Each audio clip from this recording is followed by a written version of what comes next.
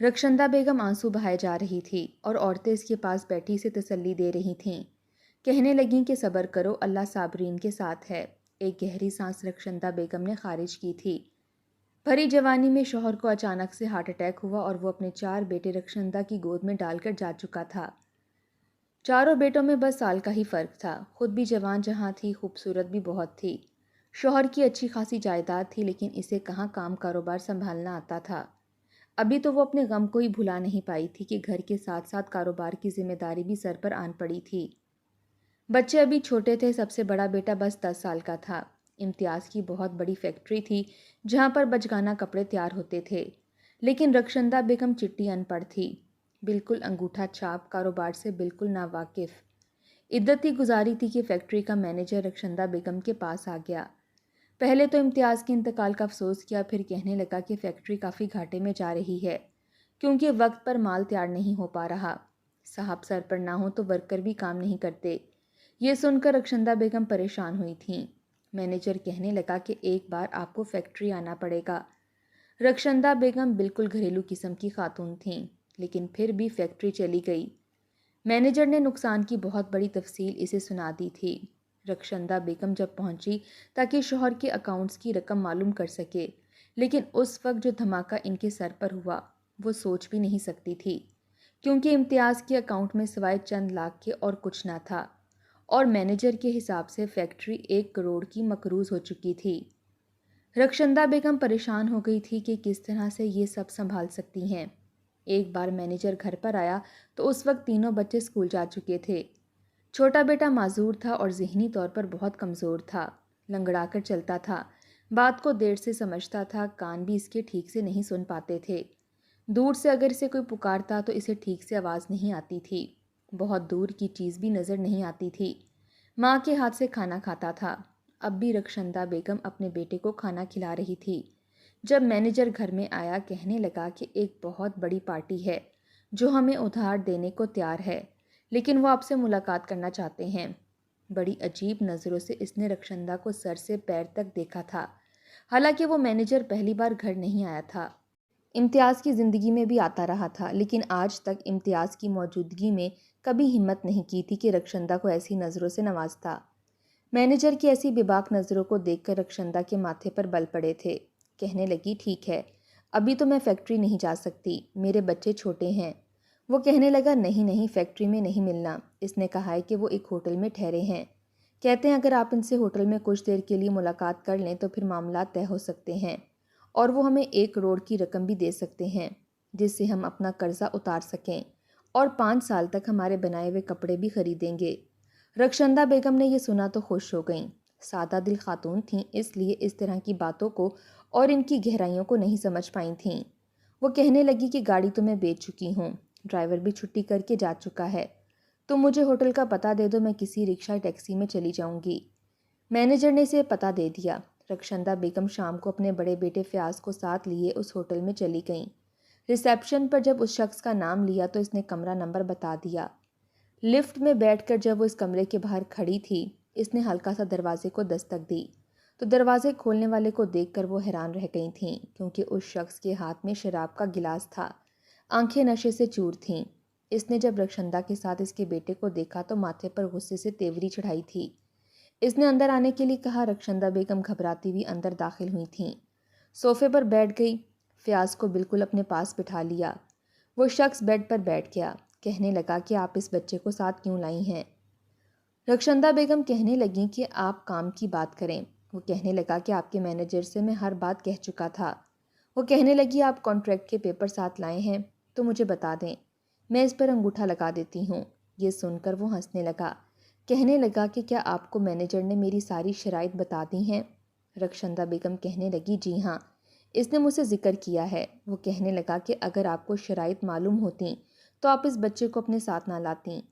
پھر کہنے لگا کہ مینیجر نے شاید آپ کو بتایا نہیں، میری سب سے پہلی شرط یہ تھی کہ یہ کانٹریکٹ میں اسی وقت آپ کو دوں گا جب آپ میرے ساتھ وقت گزاریں گی۔ یہ سننا تھا کہ رخشندہ بیگم کے کانوں کی لو تک سرخ ہو گئی۔ وہ غصے سے کھڑی ہو گئی، کہنے لگی شرم نہیں آتی آپ کو؟ ایک بیوہ عورت کو اس طرح کی بات کہتے ہیں؟ وہ کہنے لگا تمہارا کون سا شوہر زندہ ہے؟ دیکھو بچوں کی پرورش تم نے کرنی ہے، تو یہ سب تو کرنا پڑے گا، ورنہ تم کامیاب نہیں ہو سکتی۔ تم مجھے خوش رکھو گی، میں تمہارے کاروبار کو 4 چاند لگا دوں گا۔ ویسے بھی تم بہت خوبصورت ہو، جوان ہو، اپنی جوانی کو کیش کرو گی تو لاکھوں کماؤ گی اور معاشرے میں عزت بھی پاؤ گی۔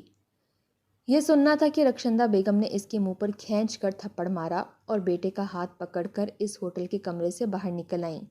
وہ سوچ بھی نہیں سکتی تھی کہ شوہر کی غیر موجودگی میں انہیں یہ سب بھی دیکھنا پڑے گا۔ پورے راستے رکشے میں بیٹے کے ساتھ بیٹھے ہوئے روئے جا رہی تھی۔ اب وہ ماں کو روتے ہوئے دیکھ رہا تھا۔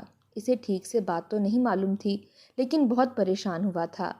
رخشندہ بیگم نے فیکٹری بیچ کر تمام قرضے اتار دیے تھے اور جو پیسے بچے اس سے اپنے گھر کو 2 منزلہ تعمیر کروا لیا۔ دونوں منزلیں اس نے کرائے پر چڑھا دیں، لیکن پھر بھی اتنے پیسے نہ تھے کہ آسانی سے گھر چلتا۔ بڑی مشکل سے وہ گزر بسر کر رہی تھی۔ شوہر کی موجودگی میں تو کبھی پرواہ نہ تھی۔ 3 بیٹوں کو وہ بہت مہنگے اسکول میں داخل کروا چکی تھی، لیکن اب بچوں کی فیس دینا اس کے لیے بہت مشکل ہو رہا تھا۔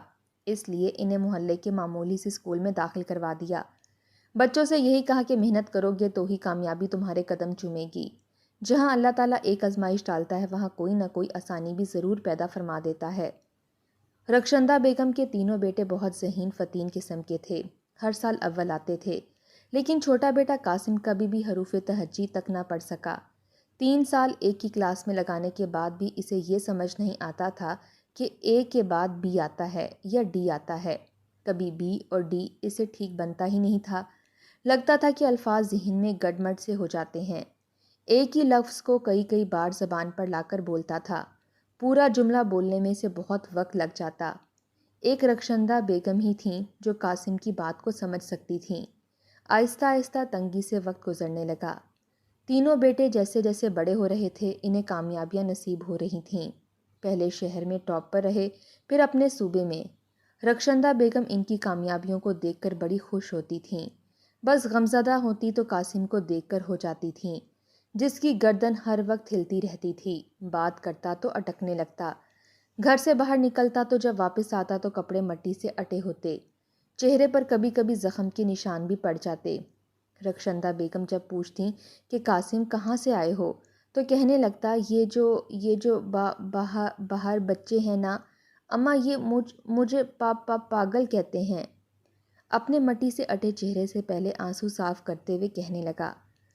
رخشندہ بیگم کہنے لگی، تم باہر جاتے ہی کیوں ہو؟ تینوں بڑے بھائی جب چھوٹے بھائی کی ایسی حالت دیکھتے تو اس پر ہنسنے لگتے، کہتے کہ تم بس ماں کے لاڈلے ہی بنے رہا کرو، دنیا کہاں سے کہاں پہنچ گئی ہے، لیکن قاسم وہیں کے وہیں ہیں۔ ارے کوشش کرو گے تو تم اٹکنا چھوڑ دو گے، ٹھیک سے بات کیا کرو، ارے کوشش تو کرو۔ فیاض نے مونگ پھلی کھاتے ہوئے قاسم سے کہا تھا۔ فیاض سے چھوٹا مہربان کہنے لگا، چھوڑیں بھائی، کسے سمجھا رہے ہیں؟ بیچارے کو اتنے بڑے ہو کر ابھی تک یہ نہیں پتا کہ بی اور ڈی کیسے لکھتے ہیں، یہ نہیں پتا کہ جیم کا منہ کدھر ہوتا ہے، جیم کے اندر نقطے کتنے لگتے ہیں۔ یہ کہہ کر وہ ہنسنے لگا۔ تیسرا عبد الرحمن بھی کہنے لگا، کتنا پڑھانے کی کوشش کی میں نے اسے، لیکن نہیں بھائی، اس کا ڈی اور بی کبھی سیدھا نہیں ہوا۔ ارے یہ ناکام انسان ہے۔ یقین جانیے بھائی، سائنس نے بڑی ترقی کر لی ہے، لوگ کوشش کریں تو کہاں سے کہاں نہیں جا سکتے، لیکن یہ کوشش ہی نہیں کرتا۔ رخشندہ نے تینوں بیٹوں کی بات سنی تو کہنے لگی، اچھا چپ کر جاؤ، چھوٹا بھائی ہے تمہارا، وقت کے ساتھ ساتھ ٹھیک ہو جائے گا۔ وہ تینوں ہنستے ہوئے کہنے لگتے کہ اماں دیکھ لینا، یہ باولا ساری زندگی باولا ہی رہے گا، لوگوں کی جوتیاں کھایا کرے گا۔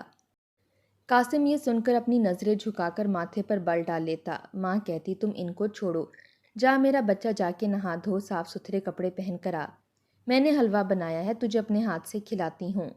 جیسے جیسے تینوں بھائی اپنی منازل طے کر رہے تھے ان کو ترقیاں ملنے لگیں۔ فیاض ایک بہت بڑا بزنس مین بن چکا تھا۔ چھوٹا بھائی مہربان بہت بڑا شاعر تھا، اس کی شاعری کی کتاب چھپ کر مارکیٹ میں آتی تو ہاتھوں ہاتھ بک جاتی، جس مشاعرے میں جاتا پوری محفل لوٹ لیتا۔ بہت جلدی شہرت اور ترقی کے منازل اس نے طے کیے تھے۔ تیسرے نمبر کا عبد الرحمن سائنسدان بنا تھا، بس ایک قاسم تھا جو ابھی تک ہکلاتا تھا، لنگڑا کر چلتا تھا۔ فیاض نے ایک بار اپنی ماں سے کہا کہ وہ انہیں ایک تحفہ دینا چاہتا ہے۔ ماں کہنے لگی، کیا تحفہ ہے؟ کہنے لگا، اماں بس آپ کی آنکھوں پر پٹی باندھوں گا اور اس کے بعد جادو کی نگری میں لے جاؤں گا۔ فیاض کے چہرے سے مسکراہٹ ہی نہیں ہٹ رہی تھی۔ ماں کہنے لگی ٹھیک ہے، باندھ دو آنکھوں میں پٹی۔ فیاض نے آنکھوں میں پٹی باندھی اور اپنی ماں کو باہر لے جا کر ایک گاڑی میں بٹھا دیا۔ باقی کے بھائی بھی اس گاڑی میں بیٹھ چکے تھے۔ پھر گاڑی ایک جگہ جا کر رک گئی۔ ماں کا ہاتھ پکڑ کر فیاض شاید کسی گھر کے اندر لے کر گیا تھا۔ جیسے ہی پٹی کھولی تو رخشندہ کی آنکھوں سے آنسو جاری ہو گئے۔ وہ ایک بہت بڑا بنگلہ تھا جو فیاض نے اپنے پیسوں سے بنوایا تھا۔ وہ شہر کے جانے مانے بڑے بزنس مین میں شمار ہونے لگا تھا۔ اتنا بڑا بنگلہ دیکھ کر قاسم بڑا خوش ہوا، تالیاں مار مار کر ہنس رہا تھا۔ کہنے لگا اللہ نے میری سن لی۔ فیاض کہنے لگا لو بھائی، اب اس کی بھی نئی کہانی سنو۔ بیٹھ کر ہماری دن رات کی انتھک محنت گئی بھاڑ میں، اور اس باولے کی اللہ نے سن کر پیسے ہمیں دے دیے اور بنگلہ ہم نے تعمیر کر لیا۔ جیسے جیسے پیسہ آ رہا تھا تینوں بھائیوں میں تکبر آنے لگا تھا۔ فیاض کے لیے ایک بہت بڑے بزنس مین کے گھر سے خود رشتہ آیا تھا۔ جب اس کی شادی ہوئی اور اس کی بیوی گھر پر آئی تو سب نے تب تک قاسم کا نام باولا ڈال دیا تھا۔ اس کی بیوی بھی اپنے شوہر کے ساتھ مل کر دیور کا خوب مذاق اڑاتی تھی۔ یہی کہتی کہ کامیابی محنت کرنے والوں کے ہی نصیب میں ہوتی ہے، گھر بیٹھ کر مفت کی روٹیاں توڑنے والوں کے لیے نہیں۔ قاسم کو جب اکیلا دیکھتی تو خوب باتیں سناتی تھی، کہتی تھی کہ مفت خوری کی بھی کوئی حد ہوتی ہے۔ تم کوئی لولے لنگڑے تھوڑی ہو جو کچھ کما نہیں سکتے، شرم نہیں آتی بھائی کا کھاتے ہو، اچھے خاصے ہٹے کٹے جوان ہو، بس پاؤں سے تھوڑا لنگڑاتے ہی تو ہو۔ لیکن جسے مفت کھانے کی عادت پڑ جائے وہ کہاں کچھ کما سکتا ہے۔ یہ سن کر قاسم نے کھانا بیچ میں ہی چھوڑ دیا اور اٹھ کر گھر سے باہر نکل گیا۔ اسے نہ چلنا آتا تھا نہ دور کی چیز صاف دکھائی دیتی تھی۔ دوپہر کا وہ گھر سے نکلا، رات کے 12 بج گئے تھے لیکن وہ گھر نہیں آیا تھا۔ رخشندہ بہت پریشان ہو گئی کہ آخر قاسم گیا تو گیا کہاں۔ تینوں بیٹے گھر میں ٹہلتے ہوئے قاسم کو ہی برا بھلا کہہ رہے تھے۔ رخشندہ بیگم روئی جا رہی تھی، اپنے تینوں بیٹوں سے کہہ رہی تھی کہ خدا کے لیے جاؤ جا کے چھوٹے بھائی کو ڈھونڈ کر لاؤ۔ البتہ فیاض کی بیوی چپ چاپ تھی۔ تینوں بیٹوں نے منہ کے زاویے بگاڑے تھے۔ کہنے لگے اماں میرا تو جی چاہتا ہے کہ اس باولے کو رسی سے باندھ کر ایک جگہ بٹھا دوں۔ ہم لوگ کیا کوئی فارغ ہیں جو پہلے دن بھر محنت کر کر گھر پہنچیں اور گھر آئیں تو ٹھیک سے کھانا بھی نصیب نہ ہو اور اس موصوف کو ڈھونڈنے کے لیے نکل جائیں؟ کیا اسے خود کو شرم نہیں آتی؟ نہ کماتا ہے نہ کوئی محنت کرتا ہے، گھر پر ہی بیٹھ جائے تو ہمارے سر پر بڑا احسان ہوگا، لیکن پتہ نہیں کہاں چلا گیا۔ رخشندہ بیگم کہنے لگی میں کچھ نہیں جانتی، تم تینوں کہیں سے بھی لاؤ، میرے بیٹے کو واپس لا کر دو۔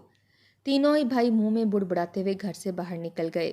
2 گھنٹے بعد واپس آئے تھے اور یہ 2 گھنٹے رخشندہ بیگم نے بڑی مشکل سے کاٹے تھے۔ نوافل پڑھتی رہیں، دعائیں کرتی رہیں کہ قاسم مل جائے۔ جب تینوں بیٹے گھر داخل ہوئے تو قاسم ان کے ساتھ تھا۔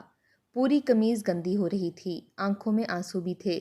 فیاض نے اسے گریبان سے پکڑ رکھا تھا اور عبد الرحمن اس کے سر پر چت لگا رہا تھا۔ کہنے لگا اس کمبخت نے ہمیں گھما کر رکھ دیا، پتہ ہے اماں یہ کہاں تھا؟ رخشندہ بیگم نے فوراً سے جائے نماز طے کی، بھاگتی ہوئی قاسم کے پاس آئیں، اسے اپنے ساتھ لگایا، اس کا ماتھا چوما۔ کہنے لگی میرے بچے کہاں چلے گئے تھے تم؟ وہ بھی ماں کے ساتھ لگ کر رونے لگا۔ اس سے پہلے کہ قاسم کچھ بتاتا فیاض کہنے لگا دربار میں بیٹھا تھا، ان کے ڈھول پر جھوم رہا تھا کمبخت، خود کو اللہ والا سمجھتا ہے، فقیروں کے ساتھ بیٹھ کر لنگر کھا رہا تھا یہ۔ رخشندہ نے قاسم سے کہا یہ کیا سن رہی ہوں میں بیٹا؟ وہ کہنے لگا اماں بھوک لگ رہی تھی، کیا کرتا؟ اس نے فیاض کی بیوی کی طرف دیکھا لیکن یہ نہیں کہہ سکا کہ بھابھی نے دوپہر کو کھانا نہیں کھانے دیا تھا۔ باتیں سنانے لگی تھیں۔ رخشندہ کہنے لگی بھوک لگی تھی بیٹا تو مجھ سے کہتے، گھر میں سب کچھ تو پکا ہوا تھا۔ قاسم چاہ کر بھی اصل وجہ نہیں بتا سکا، خاموش ہو گیا کیونکہ بھائیوں کے احسان تلے جی رہا تھا۔ وقت تھوڑا اور آگے بڑھا، مہربان کی بھی شادی ہو گئی لیکن دونوں دیورانی جٹھانی کی آپس میں نہیں بنتی تھی، اس لیے فیاض الگ ہو گیا۔ رخشندہ سے کہنے لگا کہ بیویوں کی لڑائی ہم بھائیوں تک پہنچے بہتر ہے کہ پیار محبت سے راہ بدل لی جائے۔ پھر رخشندہ نے بھی کچھ نہیں کہا تھا لیکن خواہش یہی تھی کہ سارے بیٹے ساتھ رہتے۔ جوانی میں ہی اس نے بیوگی دیکھی تھی، بچوں کی خاطر بہت بڑی آزمائش دی تھی، لیکن یہ بھی سمجھ میں آ گیا تھا کہ اب وہ بیٹوں کے رحم و کرم پر ہے۔ بیٹے ماں کی بہت عزت کرتے تھے، اس لیے نہیں چاہتی تھی کہ وہ ان کے خلاف ہو کر اپنی عزت ان کی نظروں میں کھو بیٹھے۔ آہستہ آہستہ سبھی بچے شادیوں کے بعد الگ ہونے لگے۔ رخشندہ واپس اپنے پرانے گھر میں قاسم کے ساتھ آ کر رہنے لگی۔ بیٹے ہر چند دن بعد آ کر ملتے تھے، پیسے بھی دے جاتے تھے لیکن وقت نہیں دیتے تھے۔ کہتے تھے اماں وقت ہی نہیں ہوتا، بچے بڑے ہو رہے ہیں، ان کے اسکول کے اخراجات اور دیگر سہولیات کے حصول کی خاطر اب محنت ڈبل کرنی پڑتی ہے۔ رخشندہ کچھ نہیں کہتی تھی کیونکہ ایک قاسم ہی تھا جس کے پاس ماں کے لیے وقت ہی وقت تھا اور ماں سے بھی ابھی ٹوٹے پھوٹے الفاظوں میں باتیں کرتا تھا۔ سونے سے پہلے اپنی ماں کے پاؤں ضرور دباتا تھا۔ کبھی کبھی جب تنہائی کا ناگ رخشندہ کو کاٹتا تو رونے لگتی، کبھی امتیاز کی شدت سے یاد آتی کہ اگر وہ ہوتا تو بڑھاپا اچھا گزر جاتا، کبھی بھی بیٹوں کو یوں الگ نہ ہونا پڑتا۔ اس وقت قاسم ہی ہوتا تھا جو ماں کے آنسو صاف کرتا، ماں کو اپنی باتوں سے بہلانے کی کوشش کرتا۔ بہرحال رخشندہ کے بچے اپنے گھروں میں خوش باش تھے، اسے یہی اطمینان تھا۔ انہی دنوں ماں کی سالگرہ قریب آئی تو بڑے بیٹے نے کہا کہ اماں ہم آپ کی سالگرہ پر آپ کے گھر آئیں گے اور میں آپ کو سب سے زیادہ قیمتی تحفہ دوں گا۔ اس کی ماں نے کہا کہ کیا قیمتی تحفہ دے سکتے ہو تم مجھے؟ فیاض کہنے لگا کہ وہ میں آپ کو اسی دن بتاؤں گا، لیکن ایسا تحفہ آج تک کسی نے اپنی ماں کو نہیں دیا ہوگا۔ رخشندہ کہنے لگی چلو ٹھیک ہے۔ ابھی فیاض کا فون بند ہی ہوا تھا کہ مہربان کا فون آ گیا۔ کہنے لگا اماں آپ کی سالگرہ آ رہی ہے اور کھانے کا سارا انتظام میں کروں گا۔ رخشندہ کہنے لگی بہت شکریہ۔ وہ کہنے لگا کہ میں آپ کو اس بار بہت قیمتی تحفہ دینے والا ہوں جو آپ کا دوسرا کوئی بیٹا بھی آپ کو نہیں دے سکتا۔ رخشندہ کہنے لگی تم بھی یقیناً وہ تحفہ مجھ سے پوشیدہ رکھنا چاہتے ہو، میری سالگرہ والے دن ہی مجھے دو گے؟ وہ کہنے لگا جی اماں، اسی دن دوں گا۔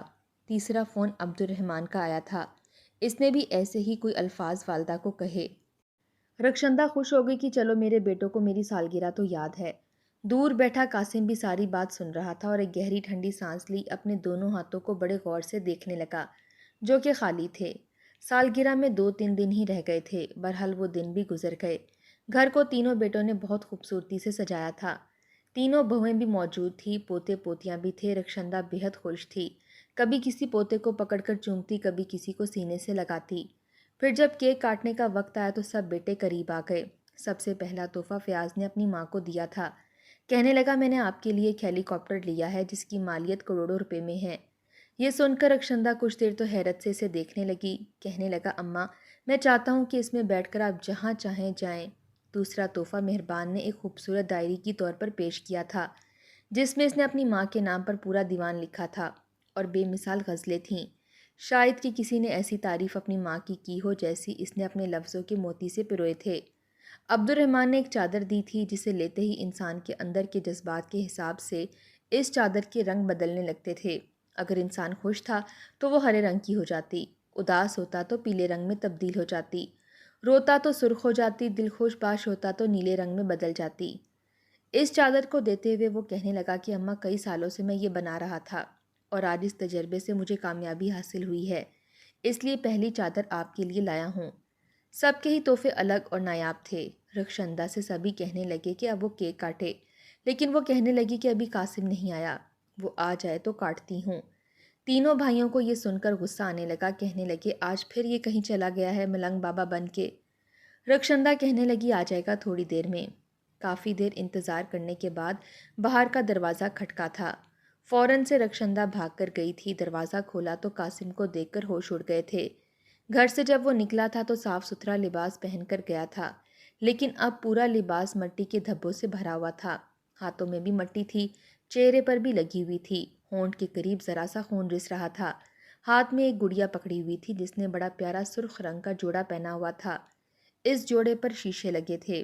وہ اندر آیا اور ماں کے گلے لگ کر کہنے لگا اماں آپ کو سالگرہ مبارک ہو، خدا آپ کو بہت لمبی عمر دے، ویسے ہی اٹکتے ہوئے جیسے وہ بولا کرتا تھا۔ بھائی کہنے لگے یہ کیا حالت کر لی ہے تم نے اپنی؟ کہنے لگا اماں آپ کا بیٹا کماؤ پوت ہو گیا ہے۔ پھر وہ سب کے سامنے آ گیا، اسے دیکھ کر ہر بندہ گھن کھا رہا تھا۔ رخشندہ کہنے لگی پہلے نہا دھو کر آؤ پھر کیک کاٹوں گی۔ اس نے گڑیا بڑے سلیقے طریقے سے ٹیبل پر سجا دی اور اپنے کمرے میں چلا گیا۔ جب نہا دھو کر آیا تو سب نے کیک کاٹا، کیک کھایا، پھر سبھی اپنی کارکردگی بھی بتانے لگے۔ سب سے پہلے رخشندہ فیاض سے پوچھنے لگی کہ تم نے میرے لیے ہیلی کاپٹر کیسے خریدا؟ کہنے لگا میں نے اپنے مینیجر کو فون کیا تھا اور ساری بھاگ دوڑ اسی نے کی، چیک میں نے اس کو کاٹ کر دے دیا تھا۔ مہربان کہنے لگا کہ میں پچھلے 1 سال سے آپ کے لیے یہ دیوان لکھ رہا تھا جسے رات بھر بیٹھ کر میں نے مکمل کتاب کی صورت دی۔ عبد الرحمن کہنے لگا، یہ چادر میری سالوں کی محنت ہے۔ رخشندہ سے سب نے کہا کہ کس کا تحفہ آپ کو بہت زیادہ پسند آیا ہے۔ سب سے پہلے آپ وہی تحفہ اٹھائیں۔ ہیلی کاپٹر کے کاغذات بھی ٹیبل پر رکھے تھے اور مہربان کی لکھی گئی شاعری کے دیوان کی کتاب بھی، چادر بھی۔ ان میں سب سے معمولی تحفہ قاسم کا تھا، بس 100 روپے کی گڑیا تھی۔ سب کو انتظار تھا کہ رخشندہ کس کا تحفہ اٹھاتی ہے۔ رخشندہ نے کہا کہ قاسم تم نے یہ گڑیا کیسے خریدی؟ پیسے کہاں سے آئے؟ بیٹا کہنے لگا، اماں میں کمانے لگا ہوں، پتہ ہے میں مزدوری کرنے کے لیے گیا تھا، لیکن وہ شخص مجھ سے کہنے لگا کہ تم تو رخشندہ آپا کے بیٹے ہو، ایسے ہی پیسے لے لو، لیکن میں نے نہیں لیے۔ پھر اس نے مجھ سے کہا کہ میں مٹی اٹھا اٹھا کر خالی پلاٹ میں رکھتا جاؤں، پتھر اٹھاؤں۔ اماں میں نے پورا دن مزدوری کی۔ اس نے اپنے ہاتھ جب رخشندہ کے سامنے کیے تو ہاتھوں میں چھالے پڑے ہوئے تھے۔ کہنے لگا، اس نے مجھے پیسے دیے تھے، میں دکان پر گیا تو مجھے یہ گڑیا بہت اچھی لگی، میں نے سارے پیسے دکاندار کو دے کر یہ گڑیا اٹھا لی۔ اماں آپ کو پسند آئی کہ نہیں؟ رخشندہ رونے لگی۔ اس نے وہ گڑیا اٹھائی اور سینے سے لگا لی۔ کہنے لگی، میرے لیے سب سے قیمتی تحفہ یہ ہے، اور قاسم کا ہاتھ پکڑ کر چومنے لگی۔ کہنے لگی کہ جتنی خدمت تم نے میری کی ہے کسی نے نہیں کی، سب نے مجھے پیسے دیے، ضروریات کا خیال رکھا، لیکن تم نے میری خدمت کی، میرے پاؤں دبائے، مجھ سے باتیں بھی کیں، مجھے تنہائی کا احساس نہیں ہونے دیا، اور اس بڑھاپے میں مجھے سب سے زیادہ اسی چیز کی ضرورت تھی۔ بے شک میرے تینوں بیٹے بہت اچھے ہیں، لیکن جو کچھ مجھے قاسم نے دیا وہ شاید تم لوگوں کی قیمتی تحفوں سے زیادہ قیمتی تھا، اور وہ تھا اس کا وقت۔ جس عمر کے دہرائے پر میں پہنچ چکی ہوں، مجھے تم لوگوں کا وقت اور توجہ اور محبت چاہیے۔ یہ جہاز، ہیلی کاپٹر، یہ چادر، یہ شاعری نہیں چاہیے۔ یہ کہہ کر وہ پھوٹ پھوٹ کر رونے لگی۔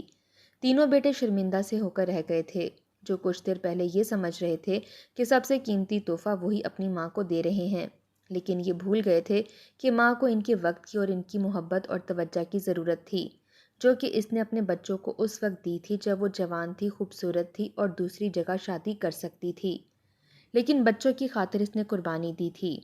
تینوں بیٹے ہاتھ جوڑے اپنی ماں کے سامنے معافی مانگنے لگے، اور جس بھائی کو ہمیشہ وہ باولا کہتے تھے، آج وہ ماں کی نظر میں ان تینوں سے بڑھ کر مقام حاصل کر چکا تھا۔